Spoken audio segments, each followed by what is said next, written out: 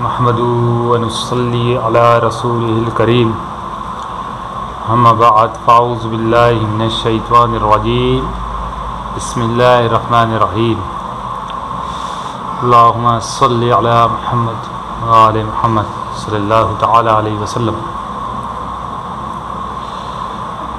عزیزان گرامی، آج کا جو میرا ٹاپک ہے، سوشل میڈیا پر ڈیلی کوئی نہ کوئی صاحب مذہب پر، دین پر، اسلام پر اور مختلف پوائنٹ اسکورنگ لے کر دین کا، شریعت کا، معرفت کا، طریقت کا مذاق بنانے کا رواج چلا جا رہا ہے۔ میں سمپل سی ایک لاجیکل پوائنٹ پر اپنا ایک تجزیہ پیش کر رہا ہوں، کیونکہ میرا یہ تجزیہ بہت سارے لوگوں ناگزیر گزرے گا اور بہت سارے لوگ جو ہے اس سے اتفاق نہیں کریں گے اور کچھ اتفاق کریں گے اور کچھ مجھے برا بھلا بھی کہیں گے اور کچھ میرے اوپر فتوے بھی لگائیں گے۔ تو میں کسی سے ڈانٹ افریڈ میں کسی چیز سے نہیں ڈرتا سوائے اللہ، اس کے رسول صلی اللہ تعالیٰ علیہ وسلم، بیت اطہار ائمہ کرام علیہ السلام کا نوکر ہوں۔ میں ایک مختصر سی تمام علماء فقہ سے، پورے پاکستان کی عوام سے ایک چھوٹی سی ریکویسٹ کرنا چاہتا ہوں۔ عزیز رانی گرامی،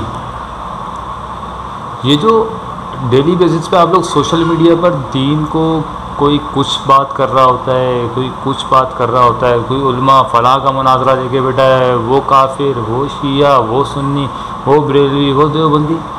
یار پہلے اپنے آپ سے یہ پوچھو، ہم کون ہیں؟ میں کیا ہوں؟ میں کسی دوسرے پہ تہمت لگانے سے پہلے سوچو۔ اب ایک شخص ہے، میں اپنے آپ کو کہتا ہوں میں بریلوی ہوں اور یہ کافر ہے، سپوز میں دیوبندی ہوں، یہ کافر ہے، میں وہابی، یہ کافر ہے۔ او بھائی، جو کافر بول رہا ہے، جس کو بول رہا ہے، پہلے یہ تو سوچ لے، دانائی کی حکمت کو تو نے کھو دیا، کیونکہ آپ علیہ الصلوۃ والسلام علیہ رضوان نے کبھی کالے کو گورے پر اور گورے کو کالے پر کبھی کوئی فوقیت دی نہیں۔ آج ہم کس فرقہ واریت کے اندر پھنسے ہیں؟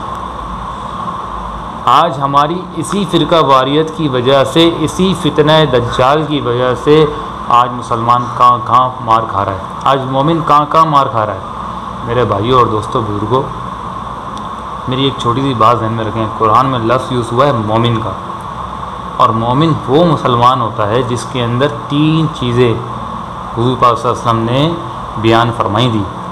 میں اتنا قابل نہیں، میں تو جاہل سا آدمی ہوں، ایک جاہل انسان ہوں، گوار ہوں۔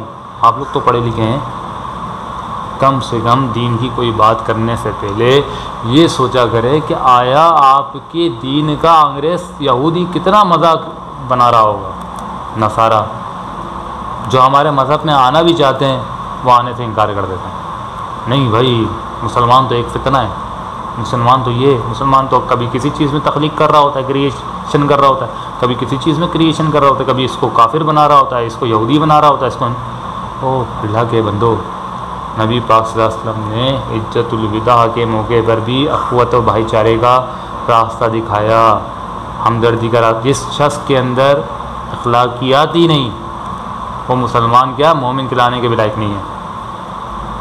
ہم مومن کیا ہے؟ مومن کہتے کسے؟ پہلے تو اس کی تو آپ ڈیفینیشن صحیح طریقے سے کریں، لوگوں کی اصلاح تو کریں۔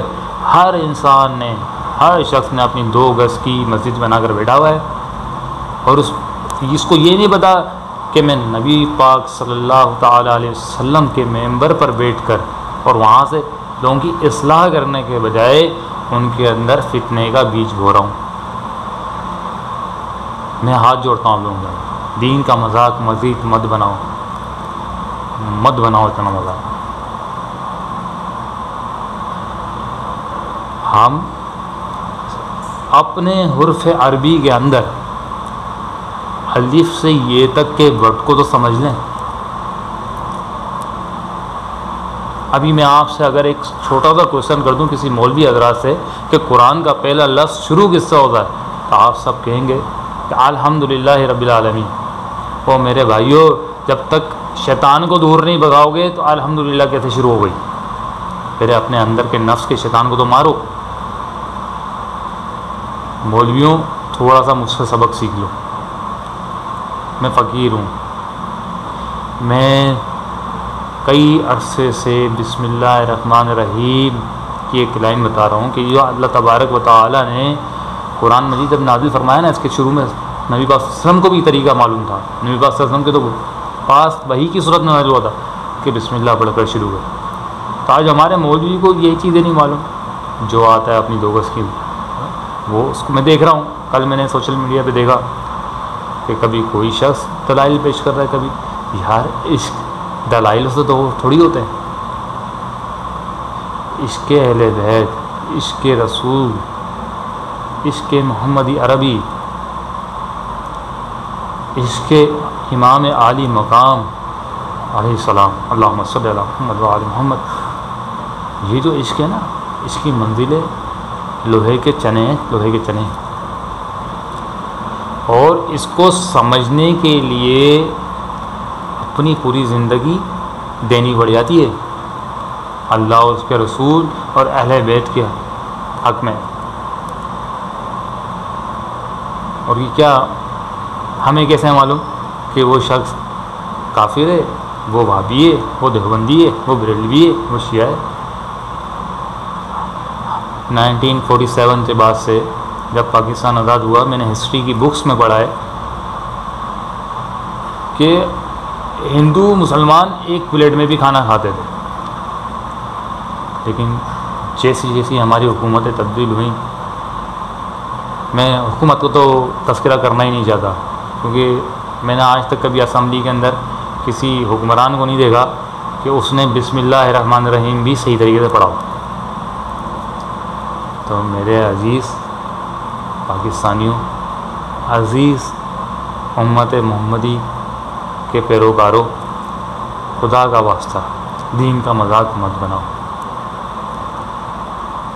اور یہ جو بے فالتو کے آپ کے فتوے جاری ہو جاتے ہیں، ہاں جائز چیزوں پہ آپ فتویٰ دیں، اس کو آپ کا رائٹ ہے، لیکن یہ آپس کی نسل کشی، آپس کے اختلافات، اس کو تو دور کرو۔ اسی وجہ سے کشمیر آزاد نہیں ہو رہا آج، اسی وجہ سے روہنگیا کے مسلمان پیس رہے ہیں، اسی وجہ سے بوسنیا کے اندر ظلم اور بربریت ہو رہی ہے۔ کہاں دکھائیں آپ؟ ہم سمجھنے کے لیے تو یار ہم نے سمجھا تھا کہ بس سوشل میڈیا ہمارے کو مل چکا ہے، یوٹیوب کے چینل بناؤ اور خوب دین کا مذاق اڑاؤ، دین کا مذاق۔ پہلے ہم ایک تو ہو جائیں، ٹھیک، اس کے بعد یہ سارے کام کرتے ہوئے ہم اچھے تو لگیں گے، پہلے ہم اپنی تو اصلاح کر لیں۔ لیکن بات یہ ہے کہ کہاں سے لاؤں اس امام علیہ مقام کو، کہاں سے ڈھونڈ کے لاؤں اہل بیت اطہار کو، جو آ کر اس امت کو گائیڈ لائن تو دیں۔ وہ بھی اپنی اس امت کی ان حرکتوں پر شرماتے ہوں گے، شرمندگی ہوتی ہوگی ان کو کہ ہم نے امت کے لیے کتنی قربانیاں دی، اور یہ آج یہی امت ہے جو نبی کے دین کا مذاق اڑا رہی ہے۔ کوئی کسی چیز پر جا کے مذاق اڑا رہا ہے، کوئی کسی چیز پر جا کے مذاق اڑائے، کوئی کسی چیز پر ویڈیو بنا رہا ہے۔ میں آپ لوگوں کو دوبارہ اگین اللہ کا واسطہ دیکھتا ہوں کہ ڈرو اللہ کے عذاب سے، اس کی بہت بڑی پکڑ ہے آپ کی۔ ایک مزید دین میں اضافہ نہ کریں، جو چیز ہے حق وہ حق ہے، وہ سچ ہے، اور حق اور سچ گھر والوں سے ملتا ہے، باہر والوں سے نہیں ملتا۔ نبی نے مقام تو سب کے بیان فرمائے، اللہ نے مقام سب کو عطا کیے، لیکن گھر والوں کا مقام بلند اور در والوں کا مقام تھوڑا اسے، تو گھر والے ہوتے ہیں اور در والے ہوتے ہیں۔ اب سمجھنا نہ سمجھنا یہ آپ کے اوپر ہے، اور لگا دیے گا مجھ پہ بھی فتویٰ۔ تو میں امید کرتا ہوں کہ ہم یکجان ایک ہو جائیں۔ جب ہم ایک ہوں گے تو مجھے یہ بھی اللہ کی ذات سے اور بوسیلہ اہل بیت اطہار ائمہ کرام کبھی کوئی دوسرا یہودی نصارہ قادیانی اس ملک پاکستان پر اپنی بری نگاہیں نہیں رکھ سکتا۔ ہماری امت، ہماری قوم آپس میں بٹی ہوئی ہے۔ بھائی جو بھی چیز ہے، میں بولتا ہوں سب چھوڑو، 1,24,000 انبیاء کرام کو بیچ دنیا میں تشریف لائے، سب کے دن مناؤ، سب کی وفات بھی مناؤ، سب کی پیدائش بھی مناؤ، سارے تفرقات ختم کر دو۔ صحیح طریقے سے اللہ کی کتاب کو تو پڑھ لو، اس میں ساری نشانیاں بیان کر دی گئی ہیں، اس میں ساری چیزیں وضاحت کے ساتھ بیان، پھر ہم کیوں دوسری جگہوں پہ بھاگ رہے ہوتے ہیں۔ 70% یوٹیوب چینلز کے اوپر دین کے ساتھ مذاق کیا جا رہا ہے۔ کبھی کوئی صاحب اپنی کتاب لے کے بیٹھے ہوتے ہیں، کوئی اس کوئی صاحب، لیکن مجھے کوئی کس پہ آپ بتائیں نا، ایک شخص اگر آپ کے پاس آتا ہے یا مجھے مسلمان ہونا ہے، یا مجھے ایمان لانا ہے، یا مجھے کلمہ پڑھنا ہے، یا مجھے کلمہ شہادت پڑھنا ہے، آپ اس کو بتائیں گے؟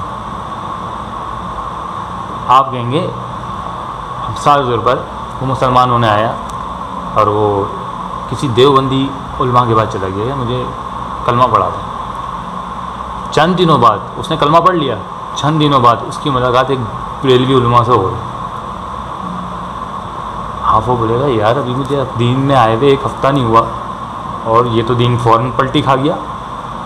پھر وہاں گیا، پھر وہ شیعہ کے پاس آ گیا، شیعہ نے بتایا کچھ، وہ وہاں سے ہی پلٹی کھا گیا، وہ پریشان ہو جائے گا، بولے گا بھائی تمہارے دین میں آنے سے اچھا ہے میں یہودی صحیح ہوں۔ سمجھو میری بات، یہ 2 گز کی مسجدیں بنانا چھوڑ دو۔ آپ کی آواز میں ہی اتنا درد ہونا چاہیے کہ ہدایت اللہ پاک خود بخود عطا فرما دے۔ یہ جو آپ لوگ ممبر پہ بیٹھ کے آپ لوگ جھوٹ بولتے ہیں، آپ لوگ ممبر پہ کیا اصلاحات آپ نے قربانی کی بیان کی؟ ابھی قربانی گزری، آج دوسرا دن، کیا آپ لوگوں نے لوگوں کو ترغیب کی؟ ہمارے معاشرے میں تو یہ ہوا ہے کہ یار میں 7 حج کر لوں گا لیکن کسی غریب کی بیٹی کی شادی نہیں کراؤں گا، کسی غریب کی بیٹی کا گھر نہیں بساؤں گا، لیکن 7 حج کر لوں گا۔ اب وہ بھی نہیں پتا کہ اللہ اس کو قبول کرتا ہے نہیں کرتا۔ اور قربانی کا میں نے یہ عالم دیکھا، یہ میرا اپنا تجزیہ ہے کہ ایک صاحب 1 لاکھ روپے کا جانور لائیں، میں 3 لاکھ کا لاؤں گا، میں 5 لاکھ کا لاؤں گا، میں 2 لاکھ کا لاؤں گا۔ غریب کو کیا ملا؟ آپ لوگوں سے سوال ہے، میں خود اس میں شامل ہوں۔ تو ہمارا کام ہے، علماء کرام کا کام ہے۔ تحریک پاکستان بنا تھا، تحریک پاکستان کی تحریک بنی تھی، سب سے پہلے مین کردار علماء کرام کا تھا۔ یہ جتنے بڑے بڑے نام ہیں نا، مجدد الف ثانی رحمۃ اللہ تعالیٰ علیہ، شیخ صلاح الدین ایوبی، ٹھیک، یہ علامہ اقبال، یہ وہ روحانی پیشوا تھے کہ جنہوں نے امت کو ایک جگہ کیا اور آپ اس قابل بنے کہ آج آزاد ملک لے کے بیٹھے ہیں۔ ہم ٹریک سے اتر گئے، آج ہمیں ہر کوئی ٹکا کے جوتے مار رہا ہے، ہر کوئی۔ تو میری کائنڈلی ریکویسٹ ہے، دین کا مذاق مت بنائیں، اللہ کا واسطہ، ٹھیک۔ یہ ہمارے علماء کا کام ہے کہ وہ مسجد جیسے صحن کے اندر لوگوں کی اصلاح کریں، لوگوں کو صحیح ٹریک پر لے کر آئیں، اللہ سے اپنے گناہوں کی معافی مانگیں، اور جو نبی پاک صلی اللہ علیہ وسلم نے خاندان ہاشمی کے بتائے ہوئے نیک اصولوں پر چلیں، ٹھیک، سب ایک ہیں، ہم کیوں بکھر رہے ہیں؟ تو مجھے پوری امید ہے جن اصحاب فقر کے میری باتیں سمجھ میں آئی ہوں گی، تو اس پہ کوشش کریں کہ لوگوں کی اصلاح کریں، ٹھیک، اور اگر جانے انجانے میں میری کوئی بات آپ کو بری لگی ہو تو میں اس کے لیے بھی آپ سے معذرت چاہتا ہوں۔ انشاءاللہ نیکسٹ ویڈیو میں آپ سے پھر دوبارہ ملاقات ہوگی، تب تک کے لیے اجازت دیجیے۔ اللہ آپ کا حامی و ناصر ہو۔